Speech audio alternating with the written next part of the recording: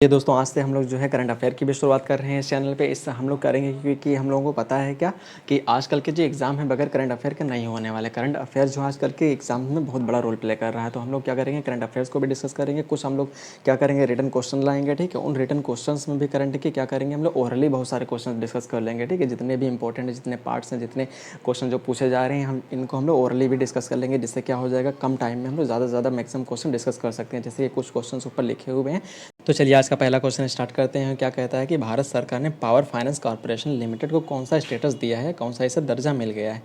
तो हम लोग जान लेते हैं कि सबसे पहले जो ये जो होती थी पीएफसी एक नवरत्न कंपनी हुआ करती थी, उसके बाद जो इसे अब महारत्न कंपनी में डाल दिया गया। मीन्स इसका स्टेटस कौन सा हो गया महारत्न का। देखो फ़ायदा क्या हुआ नवरत्न से महारत्न में आने पे।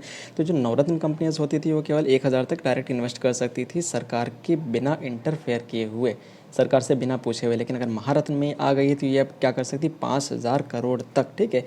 ये डायरेक्ट सरकार के, ठीक है, इंटरफेयर किए हुए डायरेक्ट इन्वेस्ट कर सकते हैं। ये इसका फ़ायदा होता है। देखो किसी भी कंपनी को अगर, ठीक है, महारत्न में आना तो उसकी कंडीशन क्या होना है, सबसे पहले ये नवरत्न होना चाहिए, उसके बाद ये नवरत्न महारत्न में आ सकती है, और उसके साथ साथ क्या होना चाहिए इसके विदेशों में, ठीक है, व्यापार भी होना चाहिए। ये इसकी कंडीशन है। तो देखो पीएफसी के बारे में थोड़ा जान लेते हैं। पीएफसी क्या है, इसकी स्थापना जो 1986 में हुई थी। इसका हेडक्वार्टर जो है न्यू दिल्ली में है, ठीक है।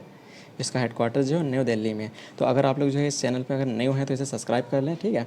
और प्रेस कर, ठीक है, बेल आइकन को भी प्रेस कर लें ताकि इसकी नोटिफिकेशन जो आपको सबसे पहले मिल सके, ठीक है। इसे अब इसी लेक्चर में हम लोग डिस्कस करेंगे नवरत्न महारत्न, ठीक है, मिनी रत्न ये कंपनीज क्या है, इनको स्टेटस कैसे मिला, कब इसकी शुरुआत हुई, तो ये सब हम लोग पूरा डिस्कस करेंगे। उसके साथ साथ जो है हम लोग जो दूसरा क्वेश्चन हम लोग डिस्कस करेंगे उसमें हम लोग जर्मनी है, साउथ कोरिया है, ठीक है, चाइना है, उसी तरीके से अमेरिका है, सबको भी हम लोग डिस्कस करेंगे, ठीक है। आप लोग लास्ट तक जुड़े रहिएगा। देख लेते हैं सबसे पहले इनकी स्टार्टिंग कैसे हुई, ये हम जानते हैं। सबसे पहले कंपनी जो थी दो कितने, ठीक है, 1997 में गवर्नमेंट ने क्या किया था, 9 पब्लिक सेक्टर यूनिट को नवरत्न का दर्जा दे दिया गया था। सबसे पहले इसकी शुरुआत कब से हुई, 1997 से, ठीक है। तो उसमें क्या क्या पब्लिक, ठीक है, गवर्नमेंट ने 9 पब्लिक सेक्टर यूनिट्स थे उनको नवरत्न का दर्जा दे दिया गया। अब ये क्या था नवरत्न का दर्जा, नवरत्न का दर्जा पाने से हुआ ये, ठीक है, ये, ठीक है, गवर्नमेंट के बिना इंटरफेस किए हुए, ठीक है, 1,000 करोड़ तक डायरेक्ट किसी भी कंपनी में इन्वेस्ट कर सकती थी। ये इनको क्या मिल गया, अधिकार मिल गया, ठीक है। अब देखो दूसरा क्वेश्चन यहाँ से निकलता है क्या, किसी भी प्राइवेट कंपनी को यह स्टेटस नहीं दिया जा सकता है। केवल ऐसी कंपनी जो पीएसयूज़ के अंडर में या तो केंद्रीय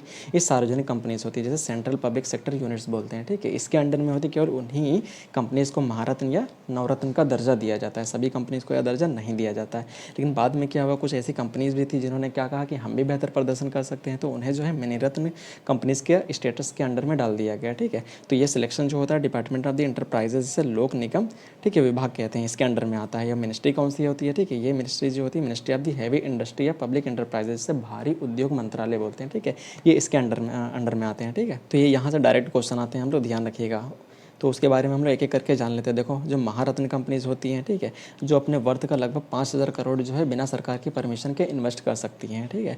लगभग जो है 15% तक ये डायरेक्ट इन्वेस्ट कर सकती हैं। टोटल महारत्न कंपनीज कितनी है इंडिया में, तो कि 10 हैं, ठीक है। जैसे कि क्या तुम्हारे हैं, SPL है, BPL है, ONGC है, भेल है, ठीक है, IOC है, ठीक है। उसी तरीके से NTPC है, national thermal power corporation, IOC है, इंडियन ऑयल कॉरपोरेशन, ठीक है, सेल है, गेल है, भेल है, पावर ग्रिड है, ये सब इसके एग्जाम्पल्स हैं। अब देखो पीएफसी के बारे में थोड़ा जान लेते हैं। जो पीएफसी जो था, ठीक है, इसकी स्थापना कब हुई थी। तो जो पीएफसी की स्थापना जो हुई थी 1996, ठीक है, 1986 में हुई थी। इसका हेडक्वार्टर कहाँ पे, इसका हेडक्वार्टर जो है न्यू दिल्ली में है। तो ज़्यादातर जितनी भी महारत्न कंपनीज हैं मैक्सिमम इनके हेडक्वार्टर्स कहाँ पे हैं, ठीक है, वो दिल्ली में है। तो उसी तरीके से हम लोग नवरत्न के बारे में भी जान लेते हैं। देखो नवरत्न लोग क्या कर सकती हैं, कंपनीज जो होती हैं जो 1,000 करोड़ तक वो डायरेक्ट इन्वेस्ट कर सकती हैं, ठीक है, बिना सरकार के इंटरफेरेंस के। उसी तरीके से जो है मिनी रत्न कंपनी कितना इन्वेस्ट कर सकती है, 500 करोड़ तक वो डायरेक्ट इन्वेस्ट कर सकती हैं। तो देखो नवरत्न की कंपनी कितनी है टोटल, वो 14 हैं अपने यहाँ पे, ठीक है। उसी तरीके से टोटल जो मिनी रत्न कंपनीज हैं वो 74 हैं 2021 के डाटा के अकॉर्डिंग, ठीक है। ये आप लोग डिटेल में पढ़ सकते हैं। उसके बाद जो है हम लोग नेक्स्ट मूव करते हैं। तो यहाँ से आप लोगों को दिए गए कुछ महारत्न कंपनीज है जो कि डिटेल में है, ये आप लोग देख सकते हैं, ठीक है। सेल हो गया, SP हो गया, NTPC, पावर ग्रिड, गेल, ठीक है, coal India limited, ONGC, Indian oil, भेल, भारत पेट्रोलियम, ठीक है। ये इसकी क्या है 10 महारत्न कंपनीज है। आप इसको डिटेल में देख सकते हैं। इसका हेडक्वार्टर कहाँ पे है, ठीक है, इसकी स्थापना कभी कभी से महारत्न का दर्जा दिया गया, ये आपको डिटेल में बिल्कुल देख सकते हैं, ठीक है। ज़्यादातर हेडक्वार्टर कहाँ पे है सबके, न्यू दिल्ली में है, ठीक है। अब देखो कोल इंडिया लिमिटेड का कोलकाता में है, ठीक है। उसी तरीके से जो भारत पेट्रोलियम कॉर्पोरेशन लिमिटेड है इसका हेडक्वार्टर कहाँ है, मुंबई में है। उसी तरीके से HPCL जो हिंदुस्तान पेट्रोलियम है, ठीक है, उसका भी हेडक्वार्टर कहाँ है, मुंबई में है। और जो पावर ग्रिड कॉर्पोरेशन है, ठीक है, उसका जो हेडक्वार्टर है गुड़गांव हरियाणा में, ठीक है। इसकी स्थापना कब हुई थी? 1989 में। इसे महारत्न का दर्जा कब मिला था? उसे 2019 में जो है इसे महारत्न का दर्जा मिला था, ठीक है। तो यहाँ पे कुछ नवरत्न कंपनियाँ भी उसी तरीके से डिस्कस की गई। आप लोग नवरत्न कंपनी भी देख सकते हैं, जैसे कि पीएफसी हो गया, मतलब पावर फाइनेंस कॉर्पोरेशन लिमिटेड। इसकी स्थापना कब हुई थी? इसकी स्थापना जो 1986 में हुई थी। उसी तरीके से एनबीसीसी, ठीक है, एससीआई, एनएमडीसी, एचएएल, ठीक है, आरईसी, ठीक है, नेल्को, भारत इलेक्ट्रॉनिक्स, ठीक है, कनकोर, एनबीसीसी। एनबीसीसी मतलब national building construction corporation limited है। उसी तरीके से एससीआई, ये सब इसके एग्जाम्पल्स हैं। एससीआई मतलब शिपिंग कॉर्पोरेशन ऑफ लिमिटेड होता है। इसकी भी स्थापना कब? 2 अक्टूबर, ठीक है, 1961 में इसकी स्थापना हुई थी। उसी तरीके से आप लोग मिनी रत्न के एग्जांपल देख सकते हैं, ठीक है। मिनी रत्न के एग्जांपल्स में जैसे क्या है, एएआई मतलब airport authority of India, AAI, ये क्या होता है? एयरपोर्ट अथॉरिटी ऑफ इंडिया, ठीक है। उसी तरीके से होता है ओएनजीसी, ठीक है, विदेश लिमिटेड। अब देखो यहाँ पे क्या है, एक ओएनजीसी था, ओएनजीसी क्या है? महारत्न कंपनी, लेकिन ओएनजीसी विदेश लिमिटेड जो है ये तुम्हारी मिनी रत्न कंपनी के अंडर में आती है। उसी तरीके से आईआरसीटीसी होता है, जो आप लोग रेलवे की बुकिंग, ठीक है, रेलवे में क्या होता है, टिकट की बुकिंग करते हैं तो आईआरसीटीसी मेन उसकी वेबसाइट खुलती है। तो ये क्या होता है? इंडियन रेलवे, ठीक है, कैटरिंग एंड टूरिज्म कॉर्पोरेशन, ठीक है, ये इसकी फुल फॉर्म होती है, जो कि एक मिनी रत्न कंपनीज के एग्जांपल हैं। उसी तरीके से हम लोग अपना नेक्स्ट क्वेश्चन पे मूव करते हैं। पहला क्वेश्चन क्या कह रहा है? वर्ल्ड की पहली स्वचालित ऑटोमेटिक ड्राइवरलेस ट्रेन किस कंट्री ने एक्सपोज किया है, ठीक है। ऑटोमेटिक ड्राइवरलेस मतलब बिना ड्राइवर के चलने वाली पहली ट्रेन किसने एक्सपोज किया है? वो हमारा एक्सपोज किया है जर्मनी ने, ठीक है। तो जर्मनी को हम के बारे में हम लोग जान लेते हैं। उसी तरीके से यहाँ पे जितने ऑप्शन है सबको हम लोग एक एक करके डिस्कस करेंगे, ठीक है। तो जर्मनी के बारे में देख लेते हैं। तो देखिए जर्मनी, ठीक है, तो जर्मनी क्या है? जर्मनी एक यूरोपियन कंट्री है, ठीक है। जर्मनी की जो कैपिटल है उसकी बर्लिन है। यहाँ के चांसलर जो है इसे एंजेला मर्केल बोलते हैं, ठीक है। इनके चांसलर कौन है? यहाँ के एंजेला मर्केल हैं, ठीक है। अब यहाँ के जो इसकी लॉन्गेस्ट रिवर है, ठीक है, उसे हम लोग क्या बोलते हैं? Danube river. तो यहाँ के जो लॉन्गेस्ट रिवर है उसे हम लोग डेन्यूब रिवर बोलते हैं, DANUBE, ठीक है। ये डेन्यूब रिवर है जो कि, ठीक है, यूरोप की जो है इसके सेकंड लॉन्गेस्ट रिवर है। और यूरोप की फर्स्ट लॉन्गेस्ट रिवर कौन सी है? वो जो कि वोल्गा रिवर है, ठीक है, VOLGA। वोल्गा रिवर यहाँ के जो है यूरोप की, ठीक है, फर्स्ट लॉन्गेस्ट रिवर है। सेकंड लॉन्गेस्ट रिवर जैसे डेन्यूब रिवर बोलते हैं, जो कि जर्मनी की, ठीक है, सबसे लॉन्गेस्ट रिवर है। तो हम लोग कुछ थोड़ा और जान लेते हैं यूरोप के बारे में, ठीक है। यूरोप के कुछ माउंटेन्स देख लेते हैं। माउंटेन्स में कौन से, ठीक है, तो सबसे पहला अल्प माउंटेन, ठीक है, जिसे अल्पाइन माउंटेन बोलते हैं। उसी तरीके से माउंट एटलिस है, ठीक है, ये कुछ इसके एग्जाम्पल्स है। ब्लैक फॉरेस्ट माउंटेन भी यहीं पर प्रेजेंट है। तो देखो अल्प माउंटेन में एक चीज़ और याद रखना, यहाँ पे जो अल्प माउंटेन था, ठीक है, तो यहाँ पे जो अल्प माउंटेन है, ठीक है, अल्प माउंटेन से ही एक रिवर ओरिजिनेट होती है जिससे हम लोग क्या बोलते हैं? राइन रिवर बोलते हैं, ठीक है। ये राइन रिवर जो होती है अल्प माउंटेन से ओरिजिनेट होती है, जर्मनी और नीदरलैंड से होते हुए, ठीक है, जर्मनी और नीदरलैंड से होते हुए तुम्हारे नॉर्थ सी में गिर जाती है जाके, ठीक है। ये रिवर के बारे में याद रखना। और माउंट एटलीस, अब देखो यहाँ का सबसे जो हाईएस्ट पीक है यूरोप की वो कौन सी है? इसे माउंट एल्ब्रुस के नाम से जानते हैं, ठीक है। माउंट एल्ब्रुस जो है यहाँ की सबसे हाईएस्ट पीक है, ठीक है, यूरोप की, माउंट एल्ब्रुस, ELBRUS। तो जर्मनी के बारे में आप लोगों को काफ़ी कुछ क्लियर हो गया होगा। इसकी कैपिटल क्या है? बर्लिन है। लॉन्गेस्ट रिवर जो है यहाँ की, मतलब ये क्या है? यूरोपियन कंट्री है। यूरोप की सबसे लॉन्गेस्ट रिवर जिसे वोल्गा रिवर के नाम से जानते हैं। तो इसकी सेकंड लॉन्गेस्ट रिवर कौन सी है यूरोप की? यूरोप की जो सेकंड लॉन्गेस्ट रिवर है जो कि ये तुम्हारी है डेन्यूब रिवर, और जो कि जर्मनी की सबसे लॉन्गेस्ट रिवर है, ठीक है। उसी तरीके से यहाँ के माउंटेन कौन कौन से हैं? यहाँ अल्प माउंटेन, अल्पाइन माउंटेन, ठीक है, black forest mountain, mount at least, ठीक है। हाईएस्ट पीक यहाँ की कौन सी है? सबसे हाईएस्ट पीक है जो माउंट एल्ब्रुस है।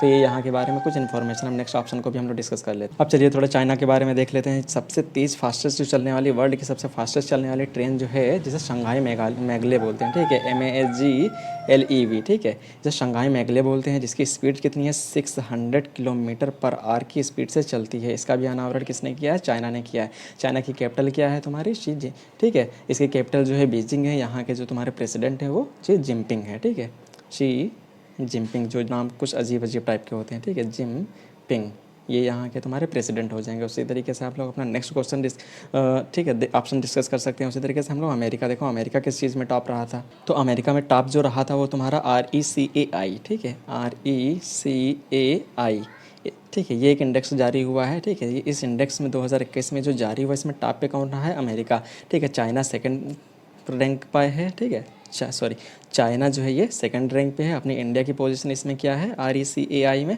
इंडिया की जो पोजीशन है वो थर्ड है। उसी तरीके से फूड हंगर इंडेक्स लागू, ठीक है, जारी हुआ है, फूड इंडेक्स, ठीक है। तो फूड हंगर इंडेक्स रिपोर्ट जो जारी हुआ है, जैसे ग्लोबल हंगर इंडेक्स रिपोर्ट बोलते हैं, GHI, ठीक है, इसमें टॉप पे कौन सा रहा है? और उसके साथ साथ इंडिया की पोजीशन कौन है? देखिए इंडिया की जो पोजीशन टोटल कितने, 116 कंट्रीज़ हैं। 116 कंट्रीज़ में जो इंडिया की पोजीशन है वो, ठीक है, 101 आई है 2021 में जो रिपोर्ट जारी हुई है, इतनी बदतर पोजीशन हो चुकी है इंडिया में भुखमरी से मरने वालों की, ठीक है। और देख लेते हैं 2020 में इसकी कंडीशन क्या थी। 2020 में इसकी रैंक जो थी 94 थी, उससे भी ज़्यादा बदतर हो गई, 101 पे पहुंच गई है। तो इसे जो है अलार्मिंग हंगर कैटेगरी में रख दिया गया है अब इसको। अब इसके बाद हम लोग नेक्स्ट क्वेश्चन डिस्कस कर लेते हैं, ऑप्शन डिस्कस कर लेते हैं, जो कि साउथ कोरिया है। साउथ कोरिया के बारे में थोड़ा सा जान लेते हैं, ठीक है। अब देखो, साउथ कोरिया के 5G की शुरुआत करने वाला जो सबसे पहला कंट्री है वो साउथ कोरिया ही है। इसी की कंपनी एक LG है, ठीक है। अब देखो यहीं की एक कंपनी है सैमसंग, ठीक है। इसका हेडक्वार्टर सबसे पहले कहाँ था, चाइना में था, जो चाइना से शिफ्ट करके यूपी के ग्रेटर नोएडा में शिफ्ट कर दिया गया है, जो कि 2018 में शिफ्टिंग इसकी हुई है, ठीक है। उसी तरीके से इसने क्या है, बैलिस्टिक मिसाइल होती है जिसका सफल परीक्षण कर लिया, जो कि नीचे आप लोगों को कुछ दिख रहा होगा इस टाइप का, ठीक है। ये बैलिस्टिक मिसाइल क्या होती है, इसका सफल परीक्षण किया गया है साउथ कोरिया के द्वारा, ठीक है। तो इसका सफल परीक्षण किया गया है। ये होती कौन सी मिसाइल है, ये एक ऊर्ध्वाधर अटैक करने वाली मिसाइल होती है जो इस तरीके से अटैक करती है। उसी तरीके से एक समानांतर अटैक करने वाली मिसाइल होती है जिसे क्रूज मिसाइल के नाम से जानते हैं, ठीक है। उसका सफल परीक्षण किसने किया था जल्दी में ही, उसका सफल परीक्षण जो है नॉर्थ कोरिया ने किया था। तो ये आज के कुछ एग्जांपल्स थे, ये आपके कुछ क्वेश्चंस थे जो कि होप आप लोगों को पसंद आए होंगे। अगर इसी तरीके से, ठीक है, आप लोग अपना कमेंट में बता सकते हैं कि आप लोगों को किस तरीके से रिक्वायरमेंट है, आगे किस तरीके से इसको करेक्ट किया जाए और क्या क्या इसमें कमियाँ हैं, ठीक है। तो अगर आप लोगों को लेक्चर पसंद आया तो इसे लाइक सब्सक्राइब ज़रूर करें।